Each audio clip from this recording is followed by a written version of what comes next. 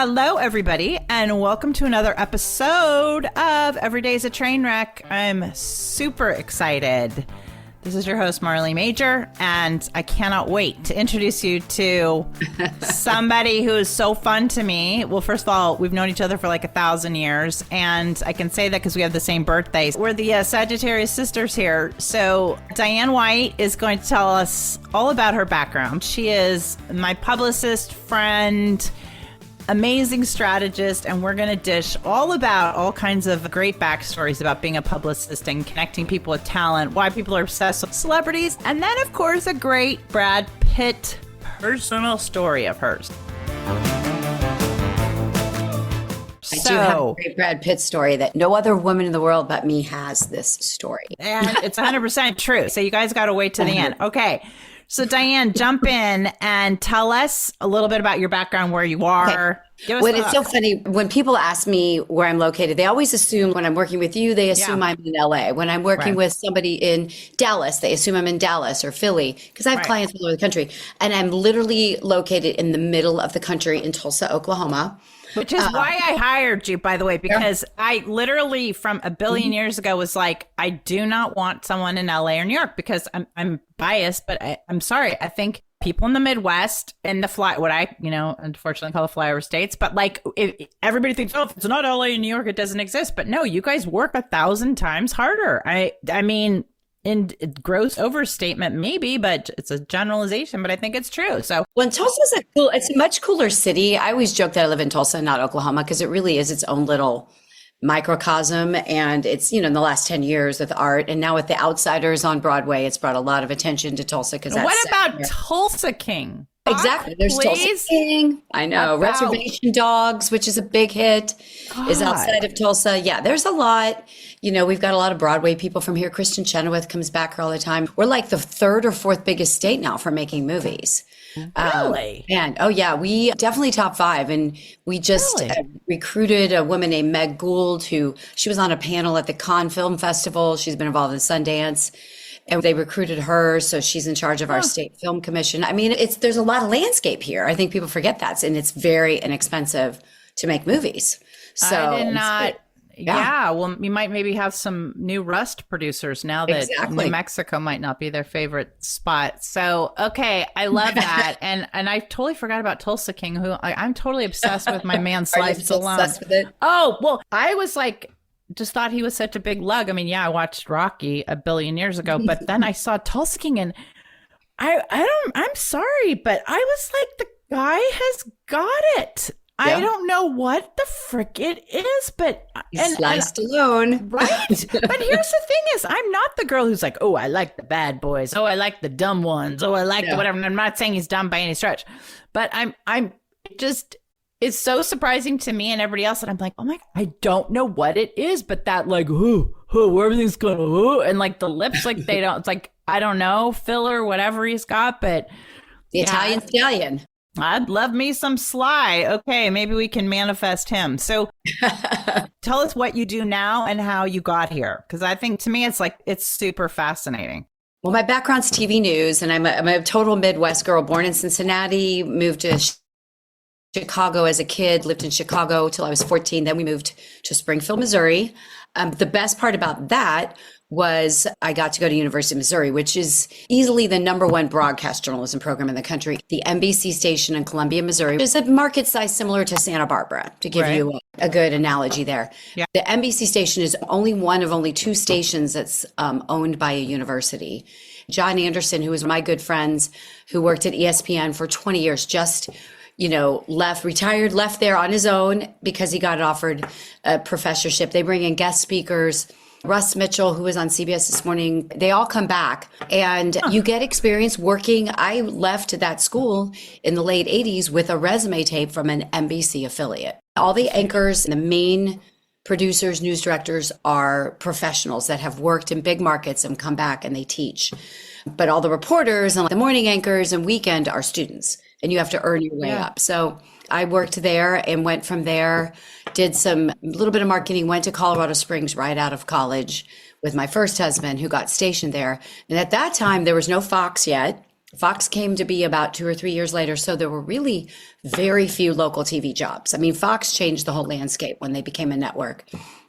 And so I had to work my way up. I worked for a small marketing company and freelanced at the radio station, just literally like busted down the door to get in the door because Colorado Springs is a top 100 market.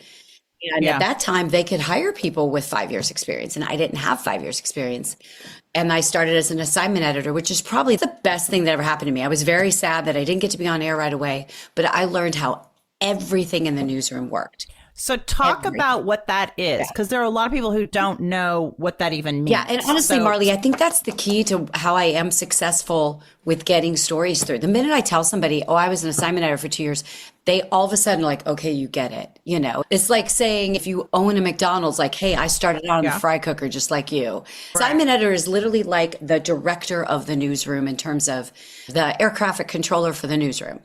They're the one. So is it okay? So that, I mean, I probably should know more than I do. I mean, Lord knows I've been in there about 1,000 times. But okay, so is it like Phil on That We Love? Like, is he the assignment director, or no? It's like a Phil is a producer kind of person. And that's the thing. Assignment editor is the one that kind of is like what reporter is with what photographer is with which producer. But they're also the ones that decide the news of the day.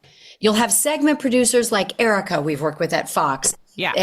But she'll still have to, if she needs a photographer for something, she'll have to let the assignment editor know. Now, the morning shows, the segments that we do with you a lot, kind of tend to live in their own little world unless they need a photographer for a live shot. Like when people have come out to do live shots with you.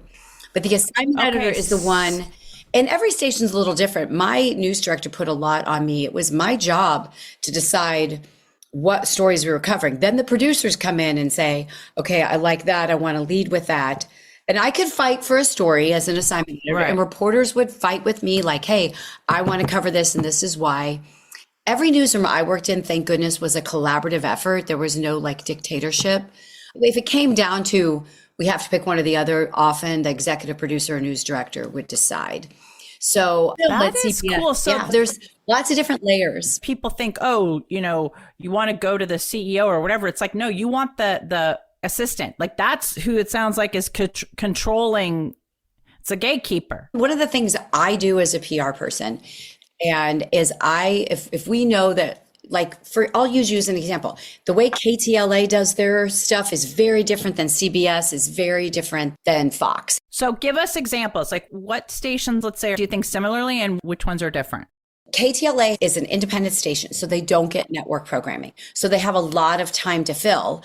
But at the same time, they have filled a lot of that with paid programming, which is why they have paid experts. So it can be trickier to get somebody like you on. We've done it, and all the stations have done that. But they really work almost in like little separate islands. Like each show is like its own little zone. Yeah. Right. Whereas at ABC, when you did the Barbie segment on ABC, I started with the assignment editor is the first one that reached out to me. We sent the pitch to all of everyone's, and she's like, hey, our morning show wants this. And then she connected us with the morning show producer who we then worked with. But other stations, the assignment editor has no clue what the morning show. So I have to kind of learn like how it's just like different companies and corporations have a different org chart. So it's almost like you have to learn the org charts. The same with network shows. Like the Tamron Hall show has 5 supervising producers, or they did at the time, it may be 3 or 4. And each supervising producer has a team of producers under them, and they all pitch their segments. Whereas other stations, one producer, Vittorio at Drew Barrymore, does the trade out. He works with products, but at the same time, he's also involved in pitch meetings. He'll say, hey, I know this expert, or somebody pitched me this idea, and he'll pitch it in the meeting. Then they'll assign it to another segment producer. So assignment editors, as a general rule in local news, are often the first person to go to. Now, more and more stations, because they're cutting back on staff, especially locally, more and more reporters are having to come in with their own stories. I worked at 2 different stations in Tulsa. One of them, Simon editor told me almost every day what my story was. I would still pitch stories and get them. Sure. I worked at a different station. If I didn't come to that meeting every morning with at least 3 stories for that day, I was in trouble. Now, so pause on that. So when you say you go and you have 3 stories. So let's say I'm making this up, but you show up and let's pretend you're working right now and you go, okay, hey, I've got an idea because, we just have that healthcare CEO thing. So you're like, hey, I got a lead on everybody. I'm assuming is trying to do some Luigi story, but you say, hey, listen, I've got a lead on his old roommate who hasn't done an interview. And you're like, and by the way, today's National Pet Adoption Day or something. Yeah. I've got something on that. So you basically want to pitch like the story with the biggest hook, like the sauciest, raciest, because you want airtime. The biggest hook. And, or maybe it's an in-depth story. Maybe it's a happy story. When I was a reporter, like we had to cover, that's kind of gone out the door with the way, news, I always say there's fewer people doing more work, but that's where the PR part comes in. If we can pitch it. But I mean, as you know, how many times have we pitched a story and it's set, something happens and it goes out the door. Oh, that's what I was going to say. So now I know who to be upset with when it's like, oh, that's who got me bumped or whatever because of breaking news. Yeah. And I always say every now and then a no is a no is a no, and we're not going to beat a dead horse. But a lot of times it's not no, it's just not right now. I was going to say, what horse do you consider dead? Because I think you and I were even having a conversation, we won't say it on this, but about a horse that I said was very dead and would never, ever, ever, ever, ever have anything to do with it. And then yesterday I was like, okay, yeah, that's fine. You can pitch them. So, I mean, right. It's like, well, maybe I'm not upset with them after all. For example, you can use the Luigi thing. Right now that's hot. Yeah. But a month from now, unless it's something really juicy and different, move on. It's more like the topic of a story and it's like finding a different angle or putting it away. I've kind of learned when like it's not worth our time and effort. There's no, as you know, we have limited resources in terms of time and effort. Plus, I've learned to kind of figure out like this person does not want me to pitch this to them ever again. So maybe I pitch it to somebody else, or maybe we figure out a way to make it new and different. I mean, so let's say along those lines, would that be something like, let's say you pitch something and there's always kind of some tech component to something or some tech trend or whatever. So maybe it's just a producer who just doesn't understand tech, doesn't like tech, whatever. And so you're just like, that can be the trend of the minute, but they just aren't interested. It's not their bailiwick. So then you move on, but you're like, but they love rescues of blah, blah, blah, blah, blah. Like I remember one time when we were pitching hard for Sharon Osbourne, right? I don't know if it was for The View or something. And we were pitching angle about, the talk. And we were pitching hard about, we were like trying to use the dog angle and like the whole, like throw your pet a party kind of angle, which probably could be an evergreen story. But you look for a window, or in your case, I'll even say like a millimeter of an uncaulked crack in a garage door where you want to slip through to get to them. And it could be something that the host is passionate about if they're like, depending on their role or it could be like one of the producers that whoever you're looking for, that not Achilles heel, but you're looking for something that's going to get their attention because it matches. Well, and a lot of it is just looking at what are they covering? What are they doing? And that's where I think, when I've gotten these big placements and people's like, oh yeah, Diane can get you on the Today Show. It's like, maybe, if you have a good story, it's like where a good story meets good timing. It's like when luck and opportunity, but to me, I will say, and this, you've worked with me off and on for over 10 years. To me, the persistence is the key in that. Everything. And I'll tell the Good Morning America story. I mean, I met Tori indirectly. I met a colleague of hers in fall of 2007, and I was talking about Tori Johnson, who Diane and I both know, and we're both on like Spark and Hustle tour of Tori's, and we both adore Tori, who, by the way, looks freaking amazing right now. I'm like, so Lord have mercy. Okay, anyway, keep going. At that time, she was doing occasional like workforce segments on Good Morning America, but she wasn't a regular by any means. She was kind of reinventing herself, doing that Women for Hire website. I was pitching her, somebody that I met at this media pitching conference gave me her name, wasn't getting anywhere with her. Then I sent her, we were getting ready. I got Shannon Wilburn, who is the founder of Just Being Friends, on a different show in New York. We go to New York for that. I reach out and pitched her to do a thing for her Women for Hire website. She called me up. She sent her husband over. We did literally set up in the lobby of our hotel in New York City. Shannon did an interview. Of course, they loved her. 2 hours later, they called me. Hey, she would like you guys to come down to ABC. She wants to do an interview. So she did an interview for ABC News. A week later, I pitched her a whole segment about these big Just Between Friends kids consignment sales. And this was right as things were starting to happen with the whole mortgage crisis and banking crisis. About that. And I still have this email today that Tori sent me. And she's like, hey, you know, Shannon was adorable. I loved her and everything. But I mean, they would never do a story only about Just Between Friends. I'm really sorry. I'm like, okay, no worries. I kind of let it go. Then I started to see things changing in the economy. We started seeing Just Between Friends just take off because people were losing their jobs.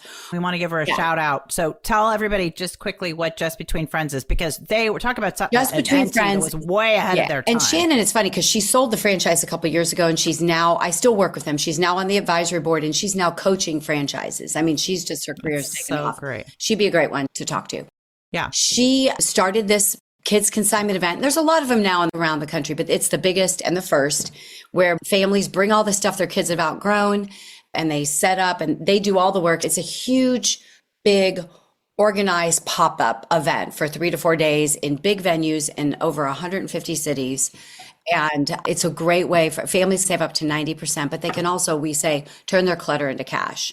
And for those moms that maybe aren't working outside the home, if they really do it well, they can make a couple $1,000s a sale. So all of a sudden, this was a really fast and easy way to make some extra money and to save money. I mean, we had one woman in Dallas that did an interview because she's like, Just Between Friends helped us pay our mortgage, helped me keep the lights on, Jeez, you know, at that time. So this was in the beginning of 2008. So all of a sudden I started to see this shift. So it was like mid-March, and I just would email Tori, and this is a trick you can use about once every 3 weeks, but I would always send her something new. Like I would send her a little nugget, like, hey, this is a trend we're seeing. Or I'd comment on, they had her start doing these stories called Recession Rescue. So I'd comment on that. You know, social media, Facebook wasn't around yet. Everything was website and checking internets, and blogs were starting to be the thing. Facebook, I think, was still in Mark Zuckerberg's head at Harvard at that time. Well, Mark Zuckerberg was probably in diapers. Keep going. But because I think I got on Facebook in 2009. So at this time, I think it was just the college thing. And so anyway, this went on for several months. I would just send her, and every now and then she'd respond, thanks, got it. All of a sudden, end of July, remember, I still had a BlackBerry. I wake up on Monday morning, I see a thing pop up from Tori, call me right away. I just pitched that kids consignment thing, and they're interested in including it in a segment.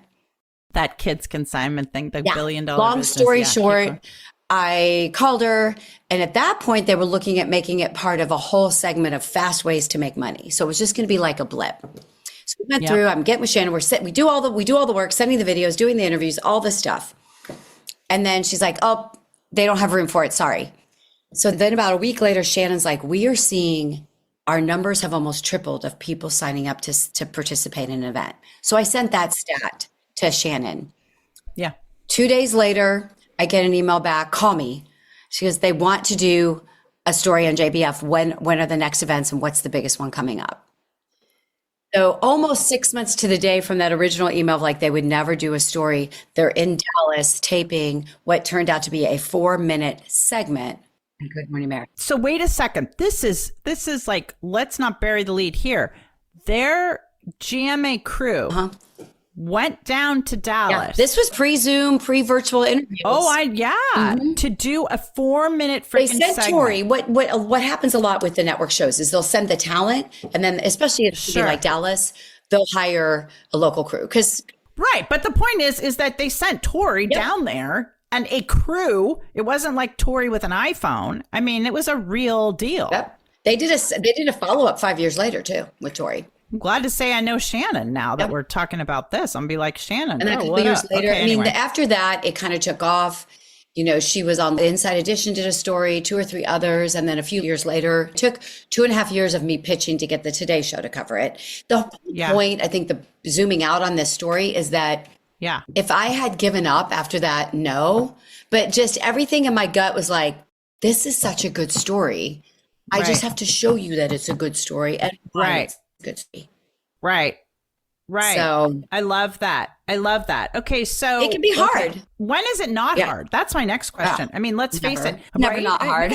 But listen, yes, here's the thing. I think it's important like as much fun as we have on this show with all our guests, and I think we have the coolest guests of anybody around, but the idea is to get some takeaways, whether it's to your business or your life or whatever it's going to be. But I think the key message with pretty much every guest I've had is you have to stick with it, right? You don't just strike gold week one and then you retire. It is constantly showing up. And while it might seem like, oh, well, she just sent an email or whatever every 3 weeks over 6 months. Do you know how hard that is to keep showing up and just sending the same not same, but a reinvigorated, blasted email, like pretending that you care? And I'm sure you did, but it's hard to just be like, and yay, we have a bright new shiny object when you're like, oh my God, okay, like I'm sure I can come up with something. But so yeah, it is that whole Woody Allen quote, 80% is showing up. Absolutely. And, and also, it's important to know that it's also good to know when to walk away from something. There's only so much time. And, I'll learn like this is not going to happen. And that doesn't mean walk away forever. Maybe it's walk away for a year. Well, I was going to say, I would say you sort of walk in a different direction because for you, you're always willing to come back to that park bench. Yeah. Is what I would say with your tenacity. The focus of shows can change, producers can change, people can change. Yeah. And, and I always tell my friends that are still in media, be nice to that intern. There's a kid that was an intern in Colorado Springs that's way high up at a station in Houston and has done stories with my clients. I literally knew this guy when he was 21. I was 24, so we didn't have a big age difference, but I was a reporter and anchor at a station, and he interned with me, and he remembered how nice I was to him. And well, let's talk about that for a second, because I think what people don't realize is just how common it is in TV, especially like where you'll be like, okay, you've got this producer, remember you met them on this show, or this one moved to this, or this is they're now repping this, or this one is now, it just, the makeup artist will change from one show to another, or the show will change. Let's look at CBS and what happened with you, the World Series weekend. I have been pitching CBS and Phil, the producer there, for, I think off and on for 10 years since he got there. And you did a couple segments way back when they had a different show. That show went away. And even now, they are also those shows that's kind of a mix of free and paid segments. So they do have, they didn't tell me that, but I know they have some paid experts. But literally, and this is the other key is and the one thing I love about Marley as a client for all you out there is she could be on a plane to Timbuktu and she would find a way to go live from the bathroom on the plane. Oh yeah. As embarrassing as that is. That's how I used to get on Martha Stewart radio like all the time, because it was like literally, hi, I have no problem not only being your second choice, I'll be your third or your fourth, or anybody else who doesn't show up. And yes, I'll be in studio. But sometimes that's how you clean up. I'm like, if I can take the scraps, whatever. I'll take the scraps. But they had a last minute World Series segment. He messaged me, you still work with Marley? Absolutely. Boom. And what was it? An hour later, you're on the phone with him. And that was an amazing one. That was because we had the Otani guy, and we did our whole ramen bar. They were literally, they were on fire. I was super excited. Yep. And that producer was he must have come back. I can't even tell you how many times he'd be like, this is really great. Thank you. I was like, dude, we're the one that have been pitching you for like 100 years. But so a lot of this stuff changes, and it's about, I would imagine for you, it's about, you have to be super organized. You have to be super persistent. You have to kind of zip up your Teflon suit, I would assume, every time you pitch. I would also say you've got to just maintain that Rolodex, whatever the current version of a Rolodex is, your iPhone contact list or something, because when people switch, you got to just keep reaching out and keep making those tentacle kind of connections. And one thing that really struck me too is the news business or TV or whatever media can be so cutthroat. But the other thing that's interesting to me is when I did the Wendy Williams show, and that was right when Wendy had been off the air for a bit. People weren't really talking about what she was up to or where she was. You did it with Whitney Cummings, which was awesome. So I got to go to New York and do the Wendy Williams show and the whole thing. And what's so funny, especially now, fast forward, that all these documentaries have come out about Wendy Williams and all this stuff, and that she's got dementia and she's got all these other things. And so talk about calling something. Like, I would have thought when I was there, oh, they're going to dish the dirt, and this woman's probably kind of crazy, and this woman, I'm telling you, maybe next to Marie Osmond, who they are also gaga about, freaking though every single person for that Wendy Williams show, every makeup person, every camera person, there was no dirt. Not that I was searching for dirt, but you kind of, when you're in the makeup chair, that's a lot of times when all this stuff sort of comes up. You hear this or that, or somebody's rolling their eyes, or, oh yeah, we've got to do this early. We've got to do a tease early, something like that. But they just thought she was absolutely the greatest, which is so interesting to me because it seems like such a different thing than her out there persona. And then everybody's super loyal, and then it comes out and she doesn't come back, but you still keep all those contacts. Well, and they kept almost everybody on when Sherry Shepherd took over the show, because Sherry was like her main fill-in, or became the main fill-in. And that's, still a great show. And that is, I will say that especially in local news, the majority, I always say that the people that you work with, news can be a soulless business. The people you work with, you are in the trenches with them on a daily basis. 100%. Yeah. I went to 3 different markets, and that's your family. That's how you start the connections. And, but again, part of when you asked on my questionnaire, what's your superpower? It's the connector part of me and the networking. And I stay in touch with those people, but it's also, and this is, kind of like touchy feely, but it's about being authentic. People can smell BS a mile away, but media people definitely can. So I will authentically share stories they have and things. If I really do, I'm not going to just BS share something, but I try to, without asking for anything in return, without any expectation.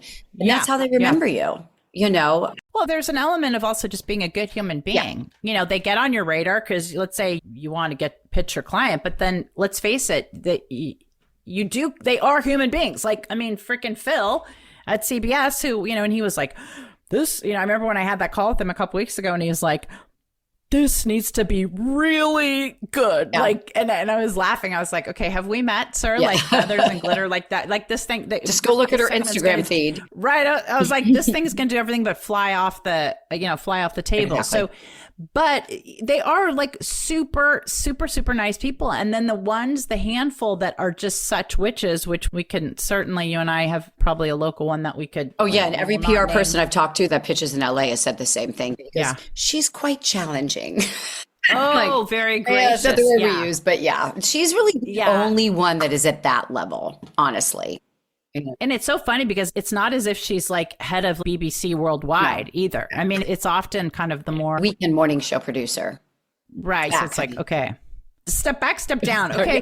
Let's jump to, you have a good Bruce Springsteen story. I do have and this again goes in with that, if you can't go through a door, go through a window. And, I'm a big believer in the whole 6 degrees of separation. Yeah. But Bruce Springsteen, the game started with Kevin Bacon. But so I had a client here for many, many years who owned the biggest hospice organization in Oklahoma, did all their marketing, wonderful man, very financially successful. And this guy was his best friend from way back. And this guy lived in Maryland. Was Bruce his best friend? No, the guy that wanted to meet Bruce Springsteen, his best friend, and I believe his name was Don, but I'll have to double check that, lived in Maryland.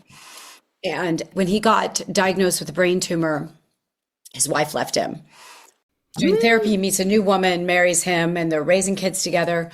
With the brain tumor. I thought it was pancreatic cancer, but it was a brain tumor. And just a little light brain tumor. Yeah, he was a Bruce Springsteen from back when Bruce first started out. Bruce Springsteen fanatic. And I've always heard, I do have a good friend here so I used all my contacts. I have a good friend here who works for a company that takes care of all the performers that come through the Hard Rock Casino, which is a big venue here in outside of Tulsa.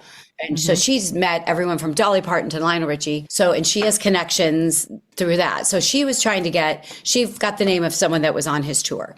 So we hired somebody to put together like a one sheet, the story about this man. And I'm like, we need something that just like pictures, very little dialogue, grab this guy's attention, and how his friends and family were trying to surprise him. They were going together to buy tickets for him going to a show that was coming to Baltimore. It was either Baltimore or DC, but they wanted him to be able to meet Bruce, get backstage. So I started that. I just worked all these different connections to get this in his hands. all these different people. And then, nobody was getting back to me. So finally, I start researching and I find out that Bruce's manager is this couple that he has known since he was playing at a little bar in Asbury Park, New Jersey. He has stayed with him. This man had a show on Sirius Radio, the guy that was his manager. At that time, I had a very good friend. I don't know if you remember Lori Parker, who used to do the doctor radio for Sirius. Lori at that time was doing doctor radio on the same floor with the Bruce Springsteen show. So I'm like, Lori, can you take this to this guy? And she's like, wow. Absolutely. So she left it with him. At the same time, I found out where their management office was in some little town in Connecticut, hired somebody, a college kid, to take the train, strategically stalking, and left it on their doorstep. So I did everything possible. And then about 3 weeks before the concert in Maryland, they get a call from Bruce Springsteen's team. We have a backstage pass. And they said, some girl in Oklahoma has been sending this information over and over. And we finally were like, we have to look at this and make this happen. I love that. So I'm some girl in Oklahoma. Wow. I'll take it. Hey, yeah, but that's I will text you if I can find the picture of this guy and his wife getting to meet Bruce. Oh, I would love and that. And he died like a few months after that. So, I mean, and he was in his mid 50s, and Otis was the man, my client's name. To this day, he always says, I will never forget what you did for my friend. And so we need to have the brain cancer wife on for like taking on a dude with kids and a brain cancer, brain tumor, whatever it was. I mean, that's this freaking story here. Lord have mercy. Where is she? I think now? there's so many. It's like reporter for CBS, Steve Hartman, that does the Everybody Has a Story. Goes to towns and randomly picks somebody. And why is that? Like, I mean, let's face it. I mean, I'm going to say I'm a better event planner now than I was ages ago, just because, of a lot of experience, but it isn't like I didn't know how to be an event planner, but all of a sudden you decide, oh, I'm going to have some celebrity clients. And all of a sudden they're like, I mean, I remember it was like, oh, you have a book out, nobody cares. Then it's like, whoa, she's fine. Let's work with Snoop Dogg. Oh, we want to talk. Right. Oh, let's go. Available. When can she come to New York or whatever? What is it with people and their obsession with celebrities? Because it hasn't gone anywhere. Yeah. Even like you're talking about Marilyn Monroe, or you talk about like Elizabeth Taylor, Marilyn Monroe. Is it? Yeah, all of them. I think people want to know, are they like us? I think it's an escape thing. It's the glamour thing. Yeah. They are definitely much more accessible. Right. And I think after you're around them, even my daughter who goes to school in New York and, has friends that are getting, people she's worked with that are on Broadway shows, even she will get excited. We watch the TV show Shrinking. I don't know if you've watched that. Yeah, well, that's filmed in Pasadena. So the girl that plays the daughter on it, Alice, Jameson, Texas, the other night, she's like, because they go hang out in the Lower East Side all the time, which is where all the 20-somethings hang out. She's like, we just met the girl that plays the daughter on Shrinking. She's so nice, and she gets excited. But then she's kind of like, after 10 minutes, she's just like, we are hanging out with her friends and, chilling out at the club. And so I don't know. I mean, I will admit, I was that kid with every magazine, celebrity magazine, Tiger Beat. I had Tiger Beat on my wall. I stood in line to meet Leif Garrett. I'm aging myself, but I did. Oh, no. Where is Leif Garrett right now? I think he was on one of those celebrity competition shows on some streaming. Well, where is he now? Yeah. Like, I'm going to put that on my list. Can you please manifest Where are they now? Leif Garrett? Well, the other one I want to, when you talk about Tiger Beat, Lord have mercy, I don't think my mom allowed me to put anything actually on my walls. She was a little bit high maintenance like that. But somewhere I had on my inside closet door, the freaking Sean Cassidy. Lord that have was the mercy. first concert I ever saw, Sean Cassidy. Wow. When I was in 7th grade. He hasn't had a brain tumor or anything. No. He's alive. I did get to interview David Cassidy when I worked in Colorado Springs.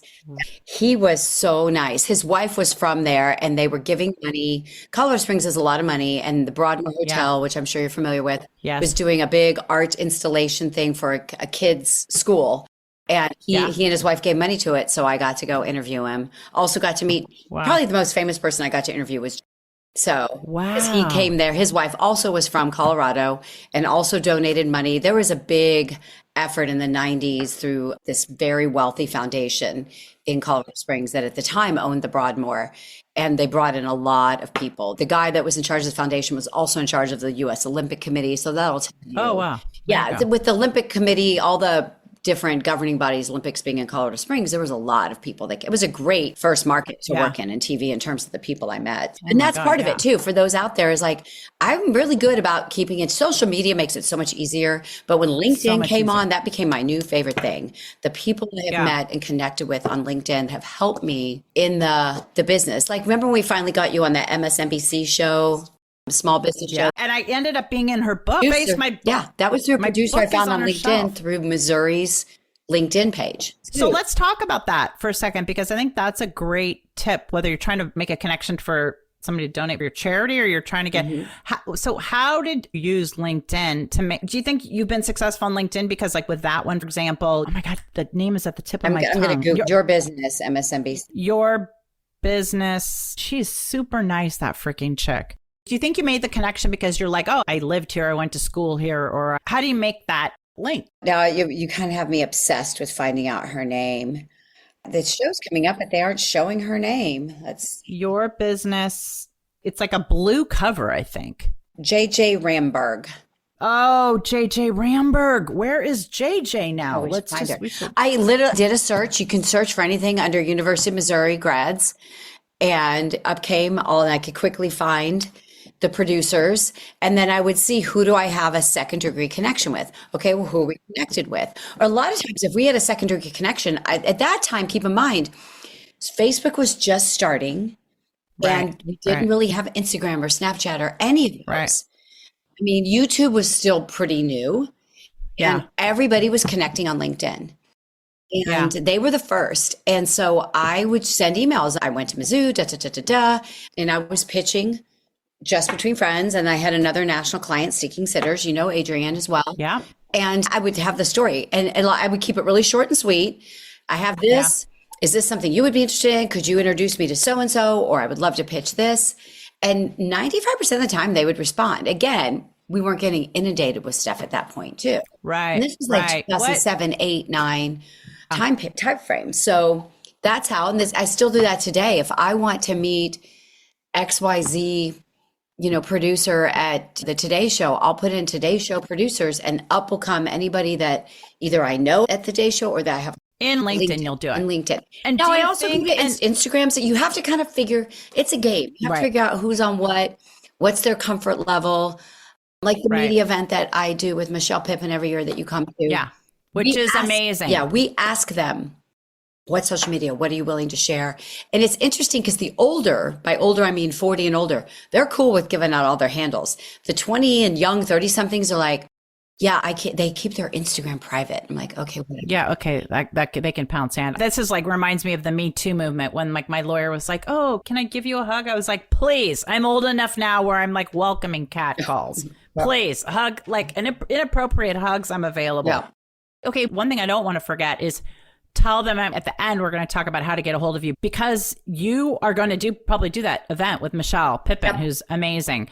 Tell you the date set. Oh, okay, yay. And they can find you on, is it still called Women Who Wow? Yeah, but have them come to me. I would just have them email me, but they can get background on Women Who Wow too. I'm actually in the middle of redoing my website. Hopefully it will be up by end of January. Well, just give everybody your Instagram, because I think that's important. If you guys want media coaching, help, I want do to a variety attend this of event, absolutely.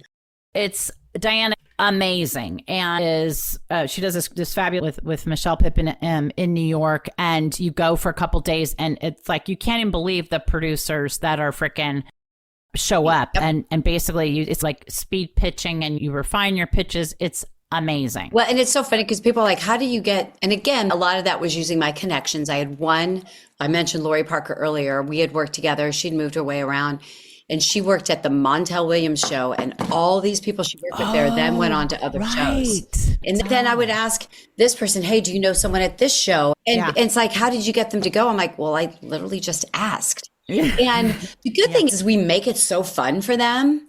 Swag bag, we cover their transportation. They're not out of pocket for that. And they all say they look forward. One of the main editors from Entrepreneur Magazine literally changed her vacation one year so she could come to the event.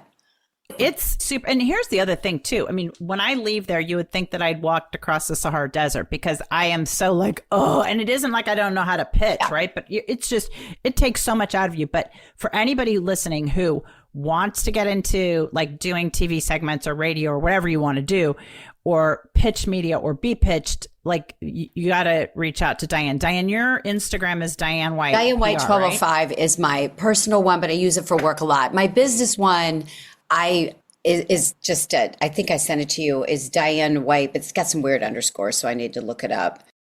Okay. So just Diane White 1205. Diane White 1205 is the best way to get me. Yeah. Like I said, I'm getting ready to kind of go through a rebranding in January where my company's going to officially be DWPR Strategy, but it's taking time to. As it always does, love. How many rebrands have I been through? I get it. Okay, so I don't want to lose you with your hard stop today and without covering the one and only Brad Pitt. Is he as hot as they say? Was he as hot? So tell us so give us the backstory. How do you know? Well, I'm from Springfield, Missouri. That's where I went to high school. I went to Kickapoo High School, and Brad Pitt and I were in the same class at Kickapoo High School. And people always say, did you date him? No, I never dated him. I dated a couple of his friends. And interestingly enough, Brad was always very cute. But he was a tennis player and he was on the football team, but just like Texas and Oklahoma, Missouri's big football. And so he wasn't the football stud, always very popular. We ran in the same crowd, like the same friend group. So same parties. Yeah. I mean, our birthdays were really close together. He's December 18th. So, but he's. Ooh, another Sag. Yeah, he's a year older. So, cause had skipped a grade a long time ago. So I turned 16 our junior year and he turned 17 and my friends threw me a surprise party. He crashed my surprise party, all that. But my Brad Pitt story, and he was my senior year. I was dating this guy who was a couple years out of high school. Very, very, very jealous. And when I was 17 and you break up and you get back together and it was like April. And I still do that, by the way. But anyway, keep going. He was my prom date. And I literally, the only reason I hadn't broken up with him is I didn't want to have to find another prom date. Yeah. And he was fun. He just was. And there was a guy from our class that worked with him. He was in school, but he worked at like a grocery store. So this guy, Jeff, knew him from that and knew how jealous he was. So we had gone out on a date. One of my good friends from my high school, Kelly, who lived in my neighborhood, was having a party that night. And I wanted to go to the party. And he didn't want to go. And I was like, well, fine. We had gone to a movie. I'm like, then take me home. I'm going to the party. The jealous boyfriend didn't want to go to the party. Okay. So I go home and she's 2 streets over. I'm just going to walk to her house. I walk to her house. She has a sign on the door. Party's moved to my dad's house. I had to drive. So I'm walking home to get to my car. I mean, this is 1982, I'm walking home. Randy, my boyfriend, pulls up in his little car, gets out. We're in the middle of the street in this little suburban neighborhood. There's no traffic or anything. And he's like trying to force me into his car. And I'm yelling at him like in the middle of the street. This pickup truck drives by, backs up, and it's Brad Pitt, Jeff Massey, Craig Setzer, 3 guys from my class. And Craig was driving. Brad was, I think, in the middle, big old pickup truck. And like, Diane, is that you? I said, yes. Are you okay? And Randy's like, she's fine. And I'm kind of looking at him like, no. And they said, are you going to Kelly's party? I said, yes, but she's moved it to her dad's house. So I was going to get my car. So Brad in his little Thelma and Louise drawl is like, oh, you want to ride with us? I'm like, yup. So I jumped in that pickup truck and went with them to the party. And he wrote in my yearbook, I'll take a picture of it and send you because it's my yearbook, a whole little thing. Because we were just friends. I never dated him or anything, I forget, like, you're a great friend. You're really stay off the street. He ended with it that said, if you're ever being mugged some night, you just give me and the boys a call. Love you, Brad Pitt. Oh, so shut the front. Can you call him now and say, I've got a party planner in LA being mugged who's desperate to have you on? He might be more amenable. He's a tough one. When he was with Jennifer, you could reach him and talk to him all the time. But when he was with Angelina, he and Jennifer would come back to Springfield all the time. And so I think, obviously his life has been a little bit crazy with the divorce and the custody battles and stuff. But It was so funny because I was on a planning committee for our reunion about 4 or 5 years ago, and Craig was on the committee. We're sitting there, all of us are having a drink. He's like, "Do you remember that night, Diane?" Blah, blah, blah. I'm like, "Are you kidding me? I have told that story. That is like my primo story to share. I've gotten miles from that story." And he just started laughing. That's the one where your daughter, that's how you know which kid is yours, when they're like, "Oh God, Mom, not that again." And you're like, "Yeah, but hey, listen, I'm taking that one." I love it. Well, what else? Anything else? I wrote it in my yearbook and I written. Shut the front door. Because anybody can make up a story, but I'm like, I have proof. Well, I hate to tell you, but put that yearbook on eBay. And, that's what my husband tried to do. I'm like, nope, I am not getting rid of that yearbook. It's got too much. I was going to say, you wouldn't be taking my calls, that's for sure, if you put that yearbook on eBay. Well, any other parting shots? How else can people work with you, find you, support you? Give a shout out to your sweet daughter who's amazing. The next. You can follow Diane White on Instagram. She's starting to build up her website, and she graduates in May and is looking for any kind of performing job that she can get. So I'm pretty proud of her. I would say the biggest thing for me is what I'm really focusing on in the new year is my coaching and consulting. I have very few clients just because I want to be able to dedicate. My only 2 national PR clients are Marley Major and Just Between Friends franchise, because they both take up time and I don't want to spread myself thin and I don't want a team of people. When Marley knows that I'm doing a pitch for her, I'm doing a pitch for Marley. Yeah, 100%. I do project work both locally and nationally, like, hey, we just need help with this one event, or we need help with this launch. But in terms of ongoing retainer clients, I have a VIP coaching program. And I have 2 clients currently under that, where I literally will spend an entire day and you will leave with an entire plan, with a media list, with introductions, with 6 pitches. And it works best for people who have either an assistant that's good at doing the grunt work of sending the pitches and the follow-ups. And it includes coaching calls. And if you like, oh, hey, so-and-so called, wants to interview me, how do we get ready? So it includes all of that. But that's the thing I'm really building. And then Michelle and I have our big media event in August in New York. We're debating doing one in LA on a lower level. We can do it at my house. My God, you can do it anywhere. If let me know if you want to do that, because we've talked about doing one where we focus on like LA media, but then there's a couple of big shows that are based in LA that we could get producers. So it would probably just be like a one-day event. And one thing we have added with our media event for people who are brand new or maybe aren't working with somebody is we have on that Thursday, we've added a 2-hour boot camp for people that want help. Oh, right. Finally, part of this media event, if people are interested, is you do get homework. You do get the templates you need to create your pitches. Yeah. We do 2 Zoom calls where people can ask questions. They can sign up I give 50% off on my coaching, my 1-hour coaching sessions for anyone that does the event. So, for $100, they can have a coaching call and help them fine tune their pitch with me. And it's no fooling. I mean, listen, everybody knows that I can eat people for lunch, and I'll tell you, I get tons it is no fooling around. You follow what you say to do. Yeah. If you follow 20% of what you say to do, and I'm even going to say that the techniques are timeless. It doesn't matter if they're like, oh, you guys are talking about LinkedIn and you're talking about CBS. It's irrelevant. It's all the same stuff. It's persistence and it's the hook and not bearing the lead and all those things. Well, LinkedIn has had a resurgence in the professional realm. I mean, I even see one of who Jameson's best friend, graduate from OU in communication, getting on because Facebook and Instagram have turned into so many different things that LinkedIn is the place where it's truly like being in the boardroom or being at a networking event. Whereas Instagram is like being at a fashion show or a party or a cocktail. LinkedIn is a great way to connect with people professionally. And I found it interesting the last year or two that more media people are giving their LinkedIn as their way to contact them on social media.